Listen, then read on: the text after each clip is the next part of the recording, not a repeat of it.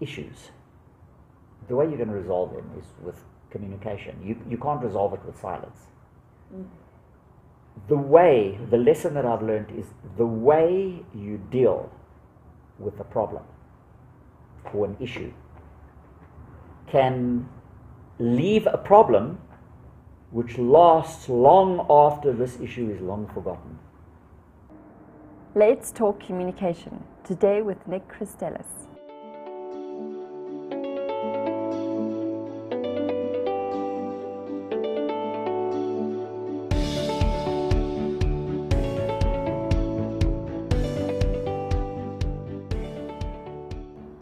I'm Telana Simpson, and let's talk communication, specifically around leadership communication skills.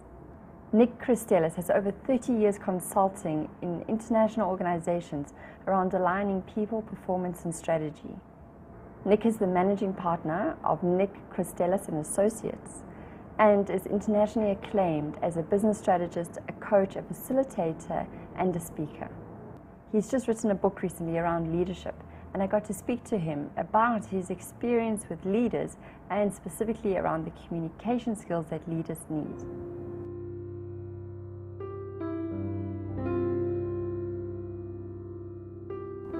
So Nick, thank you so much for agreeing to just come share some of your insights in that around leadership and communication.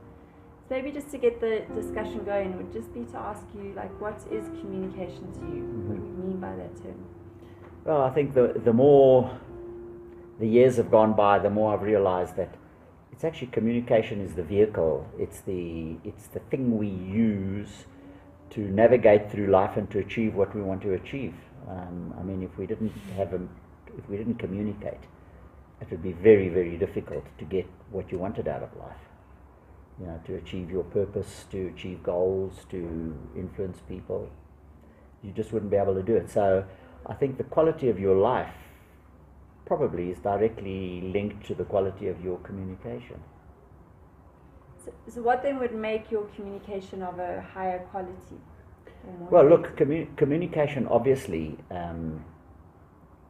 the meaning of your communication is the response that you get. Your intention counts for nothing. At the end of the day, it's the response that you get. So what would indicate quality communication is a communication that gets you the response that you get, that you want. It's also important to get that response, that the communication is clear to the person whom you're communicating to, because if you just look at what happens with communication, I have this big story in my head, and usually if you're talking about any kind of critical communication, the story is been mulled around in my head for a long time. Now I decide to communicate it to you. What happens? I have to translate that into words, and what words do I choose? I choose words that have to do with my level of education, my culture, my upbringing, my value system. I choose the words that I'm going to use to communicate my story. And obviously I now say those words to you. Now what do you have? You only have a string of words. You have to add meaning to those. And how do you add the meaning? You add the meaning through your level of education, your history, your experience, your value system, etc. And then you build a story in your head. And with a bit of luck, the story that left my head is the same story that got into your head. And I think that is what makes good communication. It's ability to be able to use as best as possible the words to frame your communication in a way that has a rapport with the person you're talking to, so they can build the same story. And then, of course, to make sure to clarify that they have received the same message you wanted to send.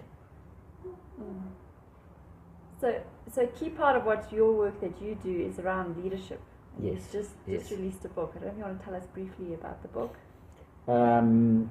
Yes, it's actually quite interesting because I've been consulting for 35 years now, and in the process I work mostly with leaders and in the area of strategy. I've met so many leaders around the world. I have studied leaders, I have lectured, I I have academically studied the subject of leadership, and so I had all this information in my head on leadership, and I wanted to write the book.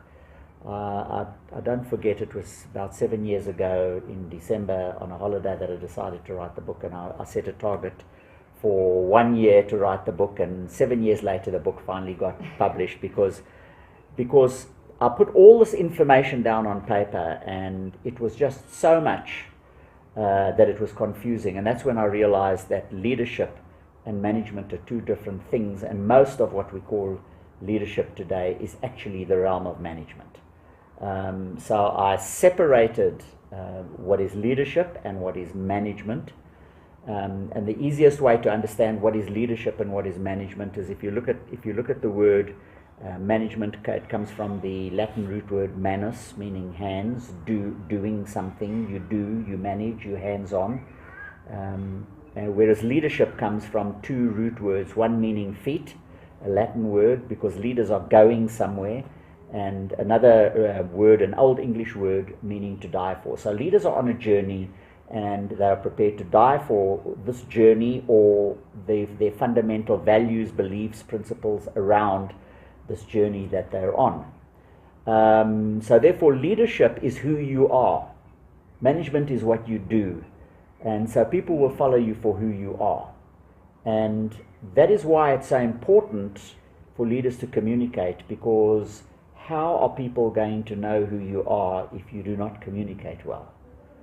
People misperceive if you don't communicate well. So this book is purely about leadership.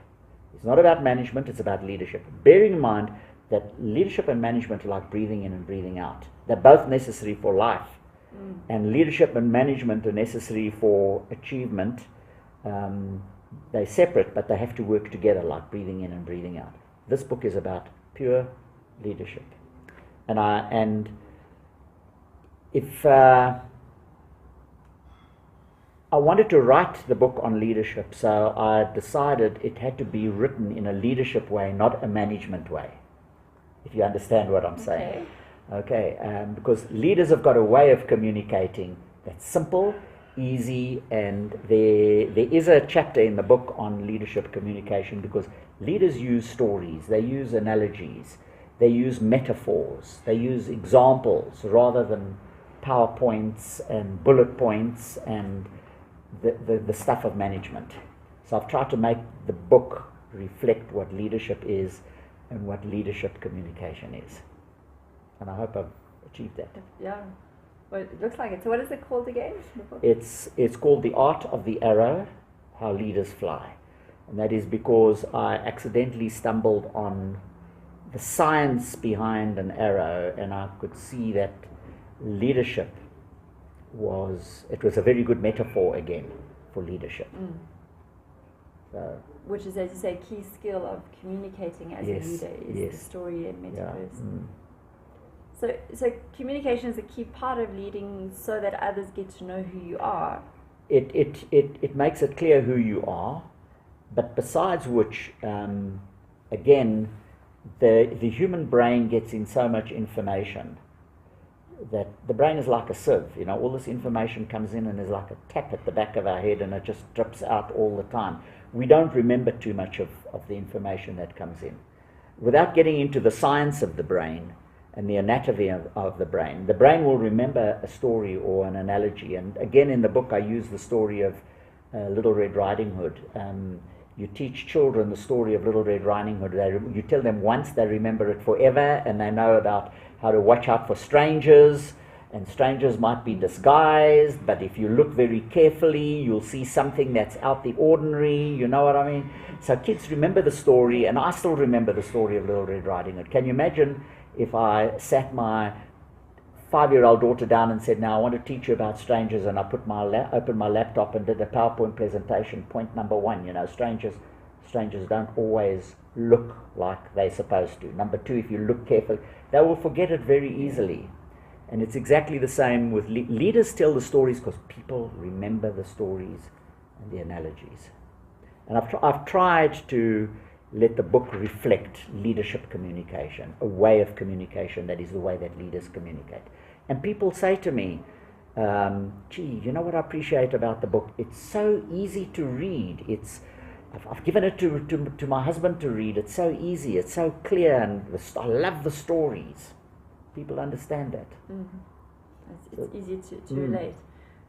So that is. Are there any other key skills then that you would say leaders would have if someone's wanting to develop their leadership? Well, look. Obviously, if you're looking at the idea that if leadership is who you are, because at the end of the day, people will follow you for who you are, and the journey that you are on. And if that's the case, firstly, it explains why some people will follow a Hitler, or some people will follow somebody who leads them to suicide, because those people can relate to the journey of the leader. It taps into their own journey, into their own needs. They have the need for it, and the leader's on that journey, so they go with the leader. Obviously, those kind of leaders, because what the leader's journey is hasn't got too much integrity, or it's not based on fundamental principles, good principles, it's not sustainable, and they eventually get caught out. But assuming that your leadership journey is a sustainable journey based on fundamental principles of life, and that don't violate any of those principles, and assuming that you know who you are and what you stand for along this journey. Good example would be Nelson Mandela. I mean, he was on a journey, it was clear what he stood for, he was prepared to die for it, and people followed him for that reason. And when he came out of prison, his journey was to create a rainbow nation, a country that everyone could live in harmony, and that just hooked people's needs. You know, they wanted that, and so they followed him because they could see he was honest, he meant it, he was prepared to die for it. Now, if you don't know what your journey is, if you haven't figured out what you stand for, what's not negotiable to you, then how can you be a leader? So the first step is leaders have to understand why they are here and what their journey is all about and where they are going in life. And they have to understand what their non-negotiables are along this way. And when the leader is the lead in heading up an organization or a team of people, it's important that they describe again a journey and what the non-negotiables are. The non-negotiables could be the set of values of the organization, some fundamental principles that the organization lives by, and maybe even some very broad strategic pillars that are non-negotiable.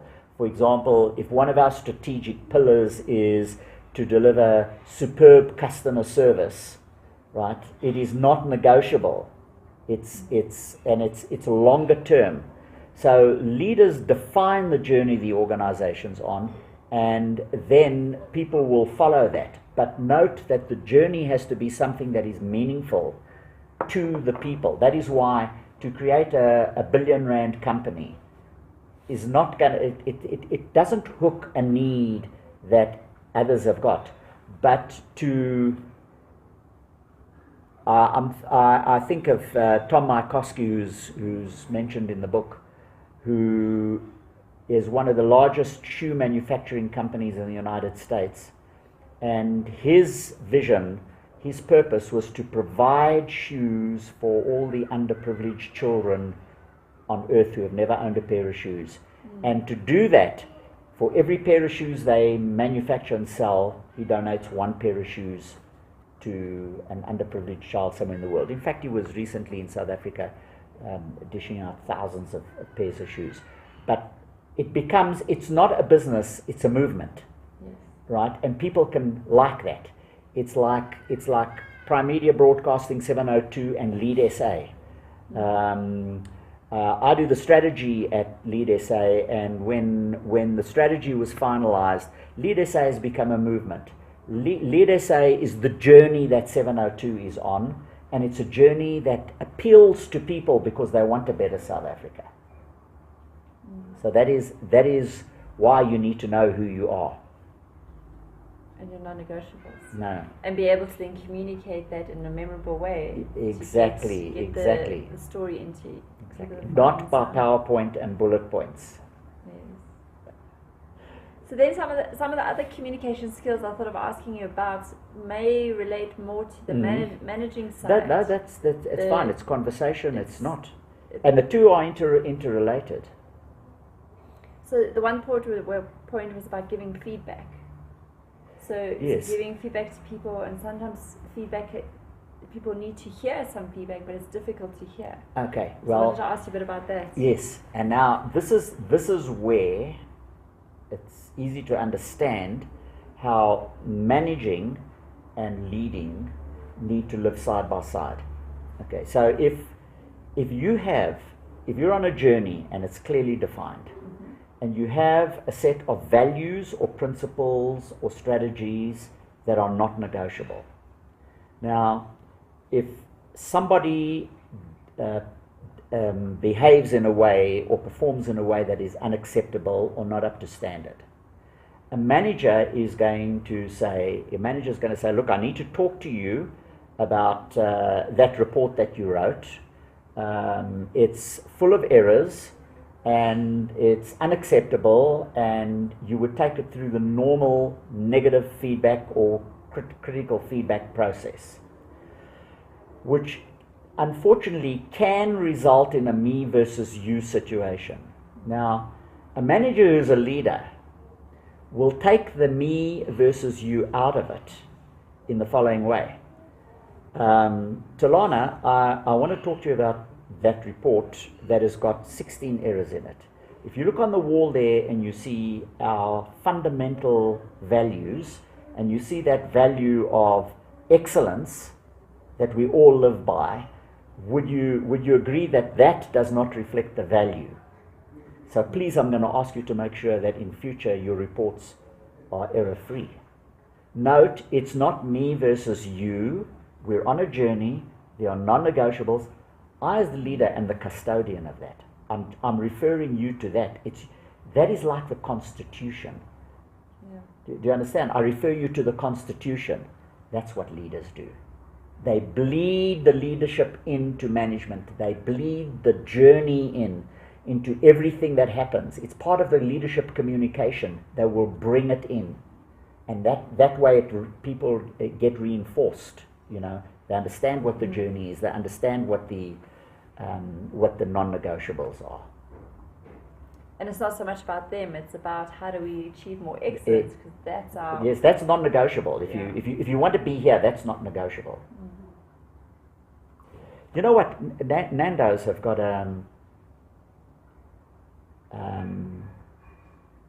their fundamental non-negotiables come from the Barcelos cockerel, the rooster that you see on Nando's packaging. That rooster did wonderful things. Stories that are told about what the rooster did were incredible in mythology. But the rooster lived by a set of non-negotiable values. And when Nando's was started, they said, we might be in the fast food chicken business, but this is who we are. Don't violate it. This is what's going to stand us apart. And you know, at Nando's, they all say it the same, from chief executive to floor cleaner, from black to white to old to young to male to female. I won't say it exactly as they say it at Nando's, because you'd have to edit it out. But they say, do what you have to do, but don't ever mess with the cockerel. Mess is my word. Okay. Don't ever mess with the cockerel, because you're messing with who we are, and that is unacceptable. We will exit you. We will worry about the legalities of it afterwards, right? But please know that that is not negotiable. And so people learn to understand this is who we are. It's like Disney and cleanliness. In Disney, I mean, if you've ever been to one of the Disney theme parks, you'll know how 250,000 people can go through Disney World in Orlando, and the place is absolutely spotless. It is a non-negotiable. People know you can't step employees know you can't step over a piece of popcorn. It's just, you just don't do it. So you see those. That's great buy-in. Yes. As you said, like, if you're going to be part of us, this is our non-negotiables. And I've been to, and I mean, it just becomes who you are. And I've been to, invited to the homes of people who work at Disney through some involvement that I've had there. And you know what? They do. They live by the same principles at home. It just becomes who you are. Yes. So then also conflict is a key part of today, and I would think that there must, as leaders, we need to manage conflict, because it's again, a manager manages conflict in one particular way, and the management techniques that we learn to manage conflict are fine. But what a leader adds to it, remember again, you keep coming back to the leadership journey and the non-negotiables. Now, the leadership journey defines where we are going. Right? What is the common purpose? And when there's conflict, whether it's conflict in a family, whether it's conflict in a division or a department, or whether it's conflict in a company, or even conflict in a country, it should be what the leader will bring in is keep referring to the common purpose. Okay, we've got a big disagreement here, but let's agree this is the journey we're on, this is the common purpose. These are the non-negotiables. Now let's see what solution we can find. Do you notice then again you're shifting from a me versus you to an opinion which could lead us down one road, and another opinion which could lead us down another road. Now let's see how we can merge the two and come up with something, as long as it leads us down to where we're going. It's not good enough if it leads you where you're going, but it takes us off path from our agreed upon journey. Or it leaves half the people that are on the journey. Yes, and leadership communication always strives to go for a win-win. Doesn't mean you can always make a win-win, but leaders get known for striving as much as possible to go for a win-win, because leaders know that when you leave someone feeling that they're losing, that it leads to lack of buy-in, it leads to sabotage, it leads to... So we have problems in the world. People feel they're losing, and there's no one to listen to their plight, so there's no communication, so they resort to violence. Yeah, extreme. Yeah. There's a saying in communication, you move from... if you're not communicating, you can either go to silence or you can go to violence. Sure, yeah. That's it. You're either communicating, or if it's not working, we tend to shut down and we don't communicate. Well, that's a bad place to be. Or we become violent. We start beating each other up, screaming, shouting, aggressive, whatever it is. Sure, so the communication is far more, for me, is a much better option. So maybe just in terms of your journey then, because you've led a lot of people, you've managed, you've done a lot. What has been one of your biggest lessons in terms of leading and communicating? You know what? I learnt a lesson from bringing up children. And it's a lesson that I have referred myself to so many times. It's a lesson that I talk to clients about. And it comes back to communication, because when there are issues, the way you're going to resolve them is with communication. You can't resolve it with silence. The lesson that I've learned is the way you deal with a problem or an issue can leave a problem which lasts long after this issue is long forgotten. The way you deal with an issue, the way you communicate and handle it, can leave a problem which lasts long after this issue is faded into. So would it be the same in the opposite? Because the way you deal with it, if you deal with it positively, it can set you up for far better effects later, as well as... It does. You get people get to know you as being a person who, as a result of being in a communication with somebody, as Stephen Covey said, you either make deposits in the emotional bank account or you make withdrawals out of the emotional bank account. And the way you communicate, if you do it positively, go for a positive outcome, you listen to people, you legitimize them as you speak to them, and they don't go away, even if the answer is no, they don't go away feeling that you haven't heard them. That's a deposit in the emotional bank account. You get credit for that. It allows you to be human every now and then, because they say, you know what, Nick's in a bad mood. Normally not like this. No. So was that part of then what you learned, is to allow the person to be heard even if you don't agree with them? Was any? Yeah, listening is such an important, I don't have to tell you, it is such a vital part to communicating, because if you don't listen to somebody, and it's not just listening, keeping quiet and listening, it's truly opening yourself up to understand what the person is trying to tell you, what their story is, to understand it. Because even if you disagree with it, if you understand it and they realize you are trying to understand their story, you legitimize them. And then if you want to reply in a way where you disagree with what they're suggesting or what they're saying, at least you have legitimized their point of view. They know you have heard their point of view, you have considered their point of view. But just coming in and saying, no, can't work like that, is not good for communication and for relationships. So listening is vitally important. Besides which, the fundamental requirement of good communication is to build a rapport with somebody. Rapport meaning, if you look up the dictionary definition, in a sense alike, bearing an alignment with, on the same wavelength. People are comfortable with people like themselves. So how do you build a rapport with somebody? And the best example comes from studies done on Milton Erickson, who is the foremost communicator of our time today and also the foremost hypnotist alive today. Because hypnotist is perfect communication. The hypnotist builds perfect rapport with you instantly. How? By 3 skills: matching, pacing, and mirroring. They will match you, they will pace you, they will mirror you, they will make themselves as much alike you as possible, because you feel comfortable with that person who's like you, and then you trust them, you become open to them, right? And so communication is the same. So how do you match, pace, and mirror someone? How do you get onto their wavelength?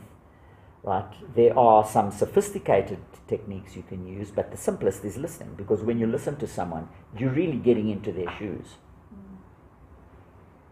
Besides which, 9 times out of 10, when you listen to someone, you help them solve their own problems. Very true. Yeah, I don't have to tell you. Very true, yeah. It's such a gift, I think, just to really truly hear someone. It is. When you counsel someone, and you must be aware of it, being a coach yourself.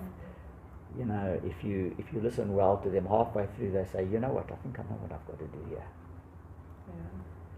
Yeah. So listening is vitally important. So the other point I want to ask you is, you mentioned it in your book launch when I was hearing you speak about the book, and it really excited me, was what you call dialogue circles. You get really involved with that, and I'm really interested in masterminding, so to me it sounded like it could be quite kind of similar. It probably is.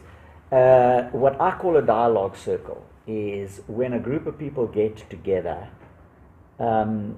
with an issue that they want to explore, that there isn't a black or white answer to, but they want to explore an issue, to understand it, or maybe to open up possibilities around an issue. And so what it entails is people sitting around and putting forward opinions, points of view, with a moderator or facilitator who synthesizes all these, who asks questions, who encourages people to ask questions against somebody's point of view, who clarifies understanding, who puts the bits and pieces together and reflects it back to the group. There are some specific skills, but it is just basic communication skills that are utilized for a whole group. I know that in the time of the Cadessas, when we had Cadessa 1, 2, and 3 in South Africa to plan our future forward, I know that they used dialogue groups to get people to sit around and talk about options. It's a typical thing. How could a new South Africa look? Let's just explore. There's no right or wrong. You're not allowed to judge. You can build on someone's story, on someone's comment. You can add 2 comments together. You can probe for understanding. And the facilitator's role is really to put all this together until some sort of clear direction pops out or clear options pop out. And in the process, people get a better understanding of this issue that they are debating. Now, would you imagine they become quite heated, those kind of... Well, it does become heated, but it shouldn't, if you're doing it properly, it shouldn't get that heated. It should get heated being a conflict, being an indication of conflict. If it's done properly and you have ground rules up front, if you do it properly, it's about, I want to hear your point of view. I want to explore it more. I want to ask you more questions about it. I want to try and understand it, see how it measures up against my point of view. And if you play around with the points of view and ask questions in an exploratory, curious, creative mode, it's amazing what can pop out. You know what I mean? If it gets heated, it's starting to indicate that now I'm becoming antagonistic with your point of view, or vice versa. And so that's where the facilitator's role will be really key, yes. Just to say, hold on, let's time out here. Let's time out there. You seem to be getting upset about that rather than really trying to understand it. So listening would be a part of that. Yes, it is. And I think, as you said, I call them pre-frames, or, so setting up the ground rules. Yes. And I think another key point you're saying about the dialogue circles kind of relates to leadership, is everyone that's getting together has a common direction, common purpose. That's exactly it. And yet there's so many different views on what that purpose might be, or how to get there. Yes. And that's the purpose for the circle, is to... Well, in the time, for example, with Cadessa, the reason for the dialogue groups wasn't for you to sell your agenda or me to sell my agenda, but it was, they had defined a vision of a future South Africa that would be a place for all peoples to live in, on all peoples to have equal opportunity. And once that vision had been created, it was a case of let's have discussion around how we could probably get there. What kind of government do we need? What kind of transition do we need? And so you just talk until ideas pop out. And invariably, the success of that kind of a circle is indicated by the fact that solutions come up that no individual could have thought about. On their own. So is there anything else then around those dialogue circles that you'd like to share? Because I think you've given the example of in government, how they've been useful to get an entire country to they used it at Cadessa. I'm just so sorry that they don't use more of it here today. But you see, here again, we've got a problem that we now have people with different agendas. They're not all focused on the same vision. They've got their own agenda and their own vision on what they want to get out of it. So the starting point is to come up with a common vision. Until you have a common vision, then it becomes me versus you and my agenda versus your agenda. Because I got what I want to get out of it, and you get what you want to get out of it. But we've got to link it to a common purpose, a common vision. And that's unfortunate. You know what I tell the story in the book of a time that I took 25 families. I facilitated 25 families for a weekend to Robyn Island. It was just after the advent of the new South Africa, and Robyn Island was not yet a museum. So we went with these 25 families. I won't give you the background on who they were and how it came about, but it was 25 families. And we went there, and we had found 25 ex-political prisoners whom each family had one connected to them, so they could hear the story of what it was like to grow up in apartheid era South Africa, and what it was like to become an activist, and the police and the courts and life on Robyn Island. It was really the most amazing weekend of my life. But you know, when we found out that in the early days, a cell in Robyn Island had a mattress on the floor, not even a bed, a little cupboard for your belongings, a toilet in one corner, and a bucket of water that was about so big, which was your water ration for the day, and it always had a percentage of seawater in it, even for drinking, sure. For psychological reasons. But and there was no communication allowed around the struggle and politics, and yet all the leaders of the ANC were on Robyn Island, all of them, and they led. Note I use the word led, the struggle from Robyn Island with no communication allowed, because you got severely punished if they caught you communicating. So how the hell did they do it? Well, there was no communication, but what we found out were things like, at 2 o'clock in the morning, if you'd used most of your water for the day for washing and drinking, you took your drinking cup, you emptied the toilet of water, which was also seawater, and when the toilets were all emptied, you could whisper into the toilet, and it made a perfect channel for communication. We heard stories about how they flushed notes in plastic bags and stings down the toilet, and then with wire pulled them up in other cells. How, for example, in soccer that they used to play 3 times a week, I think it was, they designed moves to communicate to the other prisoners, you know, what was happening. And then a particular bakery in Cape Town used to send by ferry every morning 3rd grade loaves of bread for the prisoners, only about so big. And those 3rd grade loaves of bread got cut up into chunks of bread about so big each, and each prisoner got 1 piece of bread. That was their bread ration for the day. And what the authorities never ever found out was that baked into the crust of the bread were notes. Now, the thing is this, they had a common purpose. They were all in it for one thing. They wanted democratic South Africa.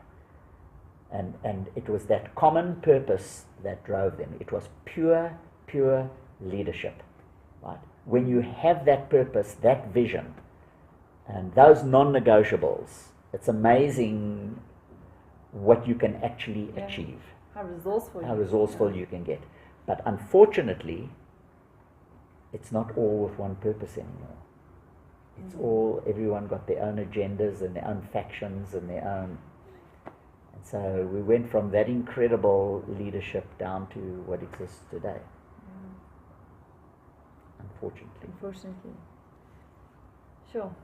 So, I mean, that was quite a story, but maybe just to wrap up in terms of dialogue circles, because they're obviously having a group of people around a table to have a very specific type of conversation can be very powerful, and it can be used like you're explaining, even using toilets and bread to communicate. But maybe just to give some examples of how else we could use that today, because I was thinking it could be used really with a family, and as well as with a team and within an organization. Yes, it can, and maybe the easiest way of doing it. Are you familiar with Conversation Cafe? I've heard of it. Yes. Okay. Well, this is how I use it in organizations. Say you got 16 people, so you have 4 tables, and you put a flip chart on the table, and each one has a different color Cokie pen. 4 people at a table, and you give them. You put the issue. You bring out the issue. You make clear the issue is that you want to dialogue is clear.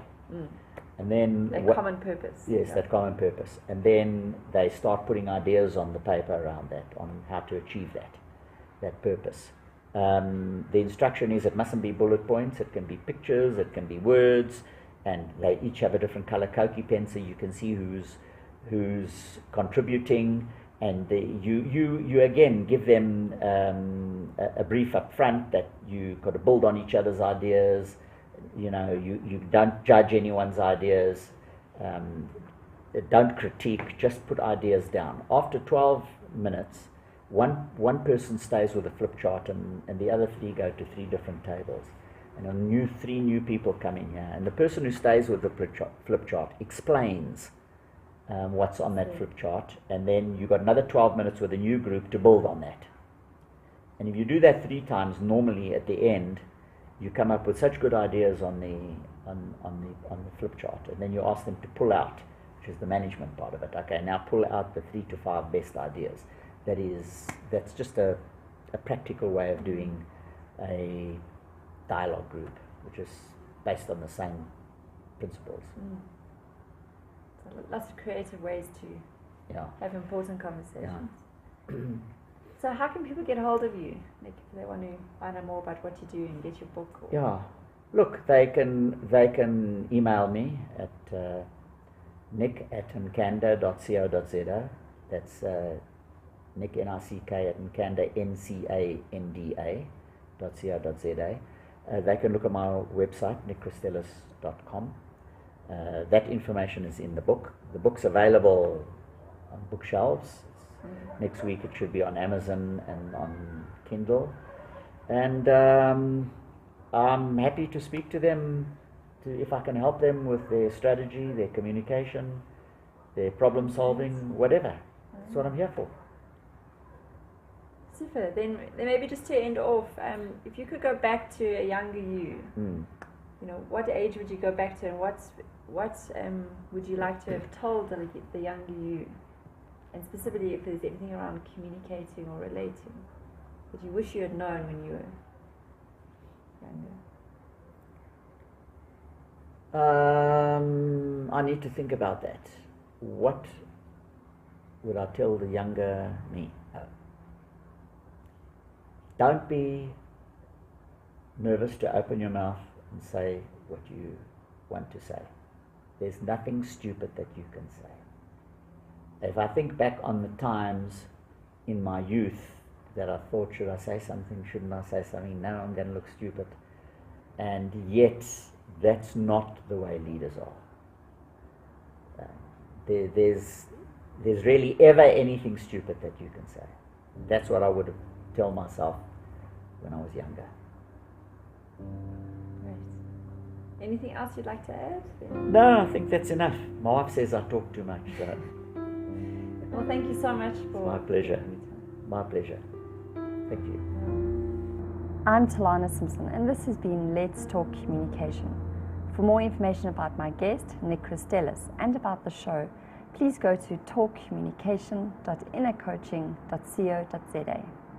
Thanks for listening, and keep it real.